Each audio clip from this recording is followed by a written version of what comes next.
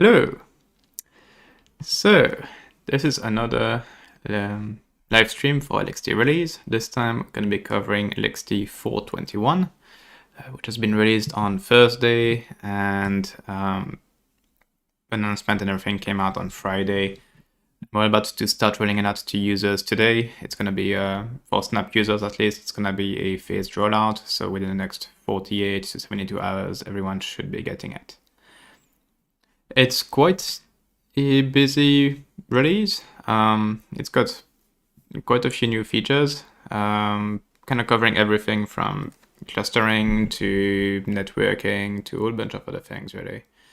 So it's quite the busy one, and gonna be going over that. I'm gonna have to skip a few of the items just because they're not something I can easily demo in any of my local environments. But I should still be able to cover at least all of the highlights and a few of the others. So quickly going over those, the first feature is cluster member groups. So that's the ability to group a number of cluster servers together under one label that can then be used for things like, mostly launching instances against just that subset of cluster members, as well as restricting projects to just using some specific groups. So I'm going to be showing that. Our cloud-init support has been reworked a tiny bit, mostly to make it a bit more official and to line it up with work that's been done on the cloud-init side to support LXD as a official data source. So yeah,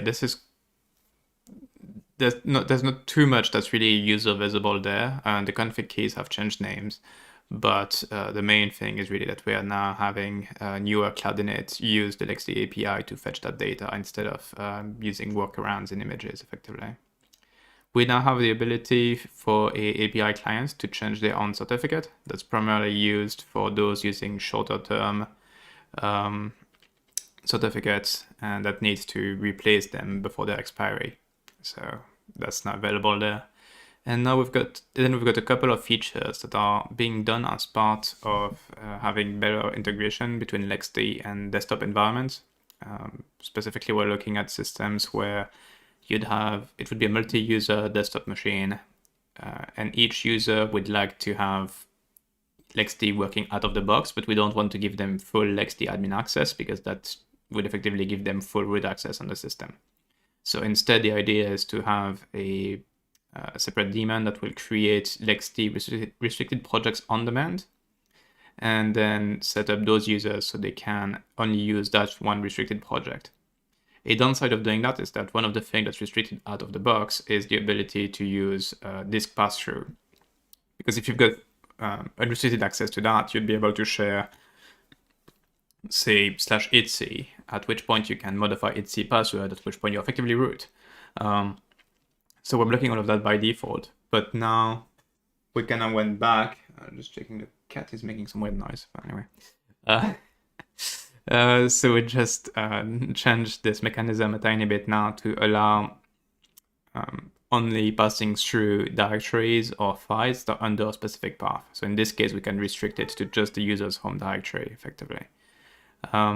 Additionally, so that's the next point here, we also made it possible to indicate inside of a restricted project what UIDs and GIDs a user is allowed to use. With that, it then makes it possible to pass through, say, your home directory alongside a raw.idmap entry, which then allows the container to use those UIDs. So that's pretty much all done to really make it easier to do directory pass-through and all of that kind of stuff on a restricted system.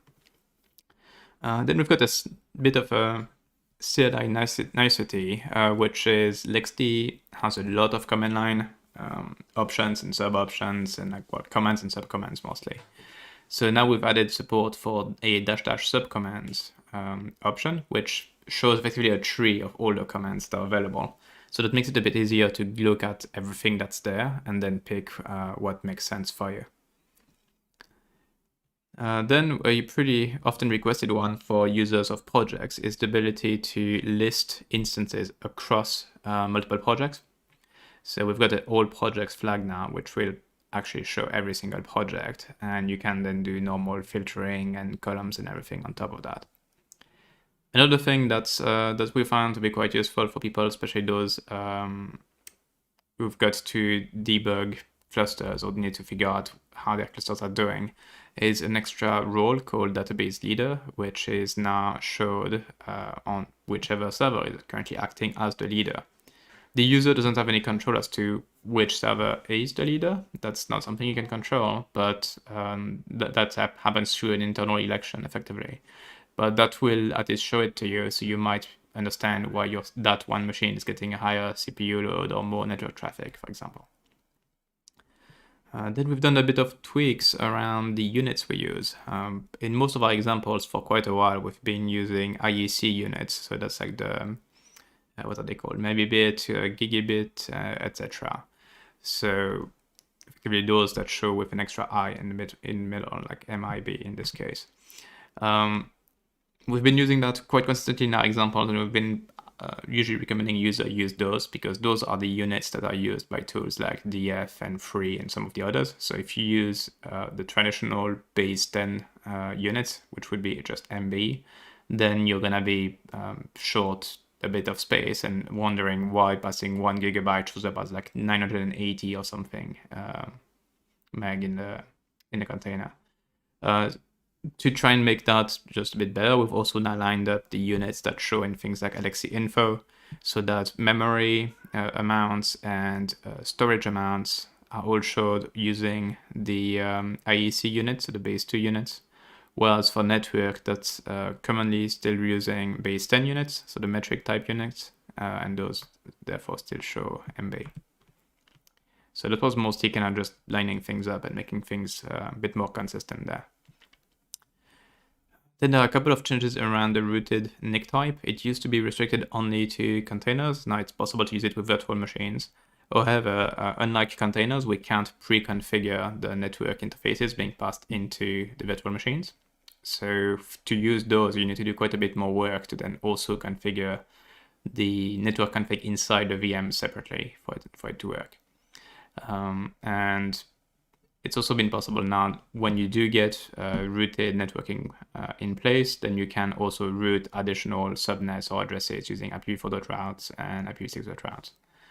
It's those two I won't be able to actually demo because I don't have any system that's really set up for the rooted networking type. But for those that do use those types, that should just work fine. Then there's the ability to strip NAT-ed IP addresses from the DNS zones generated by LXD. It's actually a feature I needed before I could really make use of this feature for myself. So I'll be able to demo that one. Then it's now possible to also block a specific address family. So for those who used security IPv4 filtering and security IPv6 filtering, it's now possible to combine those flags with IPv4 address none or IPv6 address none, which then enforces that no connectivity for that address family will be possible. After that, for some of those running Ceph clusters and are seeing performance issues when listing like many instances, especially when they're currently offline. Some of that can be caused by running rbd.du to get the disk usage for those specific instances. That can be quite resource consuming on the Ceph side. So to turn that off, we now have a config key called ceph.rbd.du equals false. If it's set, then any stopped instance that we can't easily get the disk usage from will just show as -1 as if it's just unavailable effectively. And then we're wrapping things up with a couple of storage related things. So one of them is the ability to do server-side move of instances and volumes between projects. As far as that one I won't actually demo because it's invisible, but it used to be possible to do it. You could do LXC move -- project and then or target project and then move either instances or storage volumes between projects. But the way it was done was by asking LXD on the server side to do a copy and then delete the original, potentially creating quite a bit more extra usage temporarily.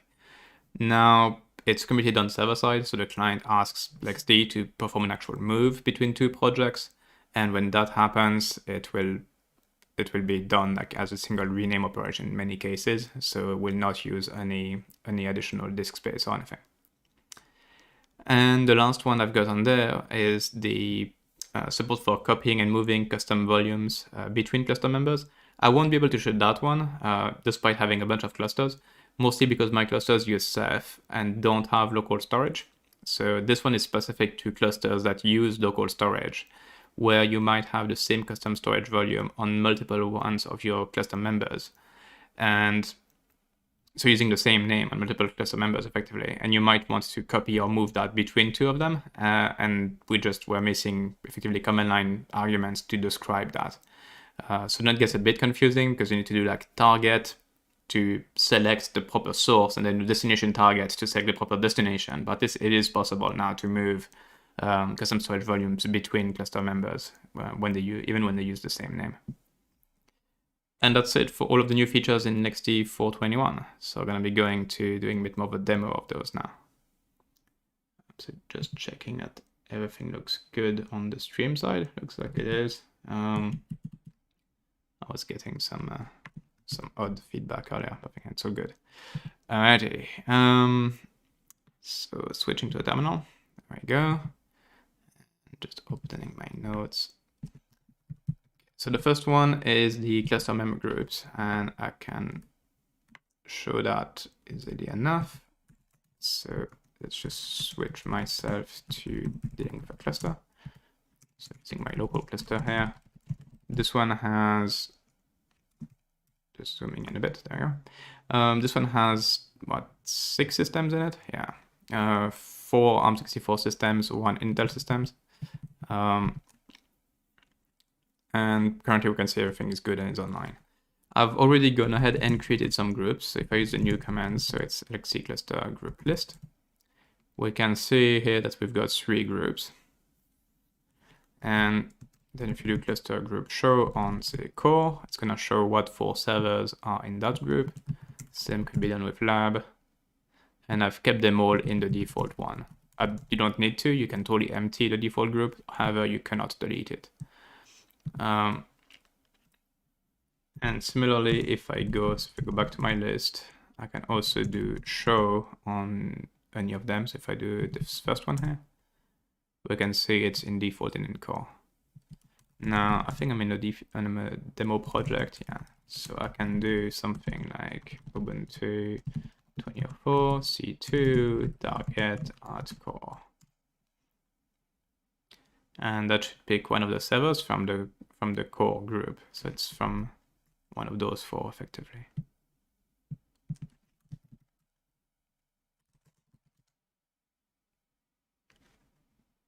And here we go. So that's pretty convenient. The other thing I could show, but I don't think I'm set up for a project in this cluster, would be, so if I look at my demo project here, I could go and set I can set it just won't work, but it's not actually restricted. But so if I do restricted.cluster.groups, and I could do add core, I think. Actually, let's see if I can just temporarily restrict the project and do that. Oh, right, that's just probably YAML not being super happy. There we go. Okay, so I've now set up the project to be restricted and only allow add core. So what happens if I specifically request another group? That should fail. Yeah, project is not allowed to use this cluster group. So if I do add core, this is supposed to function and isn't. So that's interesting. So get back to you on this one. Maybe there's something wrong else with the way I set up my project on my servers, but yeah, I'll look into that one. That's the general idea, is that you should be able to put restrictions in place on your projects and then limit those projects to a specific set of servers. And then even launching without a target should not select anything outside of the groups that are allowed. And outside of the restricted project use case, it's also useful, just as I did earlier, to just be able to launch against a subset of your servers. So that's what we have here. Next up is the Reworked cloud-init. So I'll just do init. Oops. Okay. I used a different terminal when preparing earlier, so okay, fine. So take a cloud enabled image and just create a container but not start it. And then we'll just go and set one of the new config options for cloud-init. And then see some of the tiny differences that happen now inside of the instance as well. Okay, so if I edit C3, I'm gonna go and put a bit of cloud-init metadata that will install 2 extra packages in this case. There we go. So it's gonna be installing curl and SL inside of the instance. Just, all right. Invalid YAML, there we go. So just, it's multi-line. So just need to put that. Cool. And now if I start it, I go inside it. Okay. And let's see what's going on. It should start up and then start cloud-init, and after a little while, it should start installing packages. Okay. Okay, it's creating the Ubuntu user by the looks of it. Okay, and it's now the installing package phase.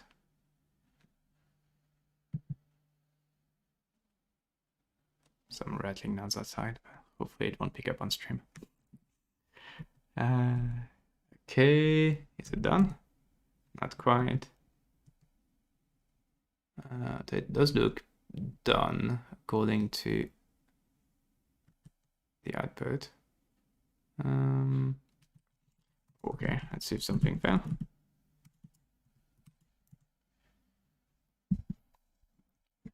It doesn't say that anything failed, so that's good. Curl got installed. Oh, okay, no, never mind. Everything works, just that SL is in user games, I keep forgetting, and user games is usually not in the path, at least on LXD instances. So it actually all worked fine. So SL is installed. I can look at the train. And curl is also installed, and curl is actually needed for the next stage, which is showing the dev LXD API. We've had that API for a long time, but extended it a bit for cloud-init's own use. So if we query the root of the API, one new field got added is the instance type, which now tells us whether it's a container or a VM. And the other thing that got added there is something we always had /config, and that lets you see the config keys that are allowed for the VM for the container to access. So in this case, I can go and look at that user data directly. That's what cloud-init will do as well. But we've also added a new endpoint now, which is /devices, which gets us the devices attached to the instance. That's going to be useful for cloud-init to properly detect and reason about the network interfaces that are passed through. So that's an extra thing we just added as part of this feature. All right. Next is the trust certificate self-renewal. So as a reminder, if you do config trust list, then you can see all the certificates that are trusted for a particular, in this case, cluster. So say I wanted to update this first one, I can do trust edit. And the main difference is that this section here did not used to exist, but now it does. So it shows you your own certificate, and you're totally capable of, you can modify that to a new certificate and then save it. You're only allowed to modify if you're inside a restricted project, you're only allowed to modify your own certificate. Otherwise, if you're an admin, you can edit any entry directly that way, which might save you from having to delete and add back. You can just go and modify it that way. So that's the new self-update for certificates. And then I'm going to be switching back to local-ish. So I'm using localhost, which is actually a restricted version of my local LXD that I can use for restricted project demos. So this one is going to be for the restricted disk pass-through in projects, as well as the UID and GID feature attached to it. So what I've got here is effectively my user is restricted to a single project, which is the demo project. If I go look at the demo project's config, we can see it is restricted. It's configured to allow disk pass-through, but only so long as the paths are under my home directory. And then I've allowed use of both my UID and GID. For most people, this will be 1000 for both values, but because I use network authentication here, I'm using different values. That's normal. Now, if I go and look at what's running, I've got one container running, one VM that's currently stopped. That container does not have any device or anything fancy attached to it. However, I did configure the default profile to pass the UIDs and GIDs allowed in the project to every single instance. Just to show that the restriction is in place, let me show you what happens if you use a different value. So let's say I wanted to change the UID to from 5 to 6. It fails now, saying that it's forbidden. So it effectively says that the first line is not valid.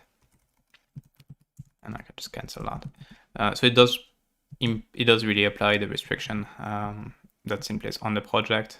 And the result of that being that now I can add disk devices to this container. So it's C1, we'll call the device home. It's a disk. The source is going to be my home directory. And the path inside of there, let's call it mount home. So this succeeded just fine. And if I go look inside of the container, what we have in /mnt, the /mnt home, we can see the ownership and everything is all right. It's working. Now let's see what happens if I pass something that's not allowed. So say I want to pass ITC. Oops, different device. So it should be called ITC. Disk source path /ITC is not allowed. So that does show that the restriction and everything is in place, and that the UID and GID pass-through also works, which then makes it possible to do things like sharing your home directory or that kind of stuff properly, even within a restricted project. So that's for those two bits. Then we've got the new command line thing. So if you do LXD-help, you usually get that list. Then you can do --all, which gets you a slightly longer list. But now what we've added is the subcommands option. So if I do subcommands, now we get a bit of a tree instead that shows all of the options that are available. And you can actually combine that with --all. So if you do both of them, then some of the hidden commands, like what's a good example? Monitor is one of them usually. Yeah, so now monitor shows up as well as the tree of options. So in this case, we can see that LXD network has a subcommand called ACL. ACL has a subcommand called role that then has commands add and remove. I think that's about as deep as it gets in the LXD CLI. But yeah, that does show just about everything that's available conveniently in one chunk. And then let me actually switch back to my cluster for that. Okay. So right now I'm inside that demo project. I just see those 3 instances, but I've got a lot more projects running, a lot more things that you can see. So now we've got that nice option called all projects.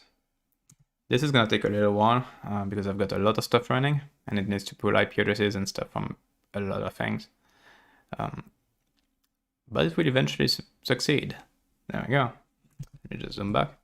And now we can see every single project, every single instance, and all the details just in one shot. And you've got that new first column here that shows you what the project name is, and then shows you everything inside of it. You can also combine that with other command line flags. So you can do -fast, which should be significantly faster because it doesn't pull IP addresses and some of that stuff. That works fine. Or you can go all the way custom and then do -c, and the project column is called E, so you can do E for the project name. Then you can do N for the instance name, and then say you want the states, that's S. Then maybe the location in a cluster, that's capital L. So if I do that, that's getting me project, name of instance, running, the status, and then where it's placed.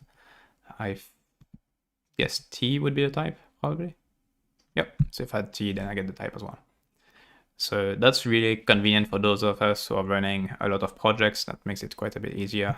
Not to mention you can still do the normal filtering. So I can then do filter and only want to see what's running, I don't know, on Delmark, and that's currently running. And that does the filtering as well, just fine. So that's for the ability to list stuff across projects. The next thing is another cluster related feature. You probably saw it earlier when I was running that list, but we've got a new role here, which is the database leader role. That just indicates which one of all of those is currently acting as the leader. And that role can change pretty much at any time between those that are in the database that have the database role. So it could go on any of those three effectively. And like if LXD restart or anything, the new election will happen and that will move around. But at least that gets you some more information as to, who is the current leader, who might be having slightly more network and CPU as part of that. Then the units. So if I look at what's running here, let's do C2. All right, so as I showed earlier in the forum post, we've got some small changes to the unit. So this one is in MB now. This one is also MB. So memory and disk are using the IAC units. And network is using base 10 units, as we can see here. So that's the case here and a couple of other places. I think the storage info is also using that. I don't know if I actually have anything useful to show in there, but let's see. So let's just say we do container/c1. Well, this one doesn't actually show you that. So I think it's possibly on the storage pool itself, which I'm not sure what happens with ceph if I do that. Let's see. Oh yeah, there we go. Space used, total space, those also showing in IEC units. Cool. So that's for the units. I'm gonna be skipping the rooted networking features because, as I said, I don't actually use that myself, so I don't have a convenient setup that's got some dedicated addresses that are rooted properly for connectivity. I don't have that. But if you did, then you'd be able to now pass that to VMs, and you'd also be able to route full subnets over that. The one I can show, however, is the changes to network zones, so the DNS thing. So if I look at another cluster that I'm running, this one has a DNS zone set up for core DCMTL scriber.net. If we go look at that specific zone, what we can see is that it's set up and used by 3 networks. And it's got my desktop machine trusted to access the zone. So if I do dig from here, I can transfer the zone. However, the problem I've got here is that while the IPv6 records, so the quad A's, are all public and they're fine, the single A's, so if I just drop the quad A's, so all of those are private NAT-ed addresses that you have absolutely no chance in hell of being able to reach from anywhere. If I do that, it just doesn't work. And I don't want them in the DNS at all. So that's what the new option that we've introduced does. So if I set on that zone, I set the network.nat equals false option. Then when I do dig again, now only the IPv6 records are present because they are the only ones that are not NAT-ed. And all of the NAT-ed IPv4 records are now gone. So that's really convenient for anyone who's deploying v4, v6, and one of the two is NAT-ed. Then that lets you clear all of those records from a zone that you're about to publish publicly. I'm also going to be skipping the next one, which was IP family blocking. That requires using BRNet filter, which I don't generally use on my systems. But if you've got network security filtering in place on some of your instances, especially if you're not using Oven like I am, then you can now set IPv4.address equals none, which then guarantees that like no IPv4 address can be used by that instance, or same thing with IPv6, using IPv6.address equals none. So actually the last thing I'm going to show you today is the ceph.rbd config option. So I'm going to be, I'm not sure who I'm talking to right now. Am I talking to my own cluster? Yeah, that's my home cluster. Okay, cool. So if I go and query a specific, actually I need an instance that is not running preferably. I think I've got one of those. Yeah, I see one. Okay. So if I go and query that over the API, because it's not actually visible in the CLI, so if I query instances C1 state, and it's in the demo project, right now we saw that this took a little while, not sure how long exactly, not too bad, 700 milliseconds, and it shows the usage here. That was done through calling rbd.du, and that command can be quite slow. It mostly depends on the ceph features being used and how busy your ceph cluster is and whatnot. But we've seen that take several minutes in some cases. That only really impacts instances that are not running, because when they're running, we're directly asking the file system for that information. It's much faster. That we'll probably notice because we're running a lot more stuff, but those did not actually use rbd.du at all. Now, what we can do is use the new config options. If I do storage set, the pool is the SSD pool in this case. I can do ceph.rbd.du false. And with that done, we see it went a bit faster, and now the usage is effectively set to 0, as if it would in all cases where we can't actually get the data at all. So that can speed things up quite a bit, especially for instances that have many snapshots and for ceph clusters that are not using some of the features that are really improve performance, like fast diff, I think is the one. So setting that can really help. In my case, I do have all the options enabled, so I don't really have a good reason to set it. Also, most of my instances are running. I don't really have that many instances that are kept just stopped all the time. Okay, and the last two features I won't demo. So one of them was the skipping optimized move. The feature I'm going to be skipping is the optimized move between projects for instances and for storage volumes. That's because like the CLI has not changed. If you wanted to do something like that, it would be, let's see, move C1 target project blah. I don't have a project blah, so that wouldn't work, but that's effectively the syntax. I expect that to just fail. Yeah, there we go.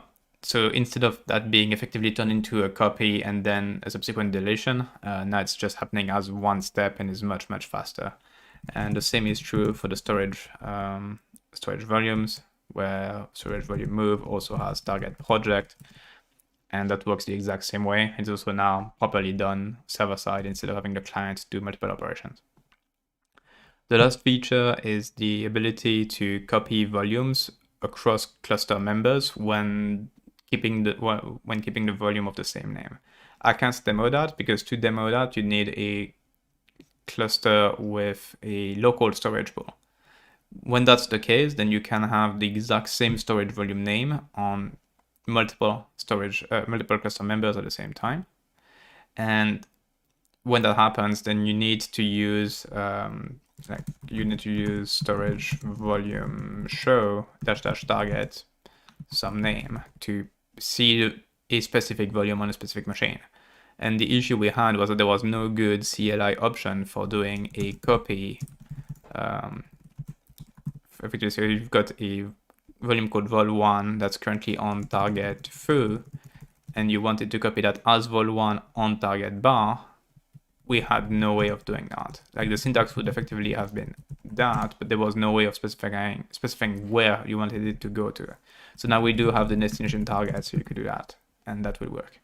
But again, you need a cluster with local storage. In my case, all of my clusters only use ceph, which means all volumes are always available on every single member, so none of that applies to me.